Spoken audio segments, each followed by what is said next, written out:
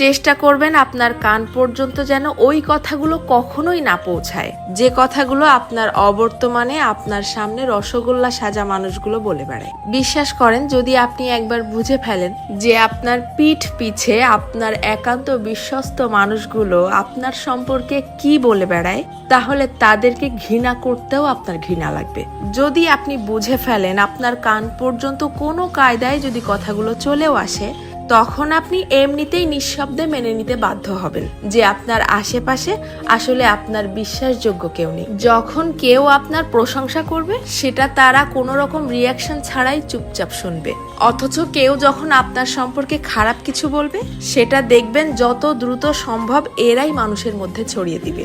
আপনি যতই ভালো হন, যতই তাদের হেল্প করেন, যতই তাদের সাথে ভালো মনে মিশতে চাওয়ার চেষ্টা করেন, কোনো লাভ নেই। কারণ এরা আপনাকে হিংসা করতেই বেশি পছন্দ করে। আপনার সামনে দেখাবে যে আপনাকে ভালোবাসে, অথচ আপনার পিঠ পিছে আপনাকে প্রচন্ড লেভেলের হিংসা করে। দীর্ঘদিন ধরে সবকিছু জেনেও চুপচাপ সহ্য করতে করতে যখন আপনি তাদের মতের অমিল হয় এইরকম সামান্য দুই একটা কথা বলে বসবেন, তখনই বুঝতে পারবেন তাদের আসল রূপ। তাদেরকে এতদিন ধরে দেখানো আপনার সমস্ত সম্মান, ভালোবাসা, হেল্প, স্যাক্রিফাইস বিশাল আকারে ঢাকঢোল পিটিয়ে আপনার মুখের উপরে ছুঁড়ে মারবে, যেন এগুলো তাদের কাছে কিছুই ছিল না। আমার কথাগুলো বিশ্বাস হচ্ছে না?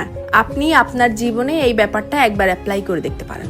বিশ্বাস করেন, কেউ কারো আপন না, শুধুমাত্র সামনাসামনি আপন আপন সাজার ভান ধরে। যত দ্রুত আপনি এই সত্যিটা বুঝতে পারবেন, তত দ্রুত আপনার জীবনটা শুধরে যাবে। কারণ কেবলমাত্র তখনই আপনি সেই আপন সাজা মানুষগুলোর সামনে নিজেকে প্রেজেন্ট করা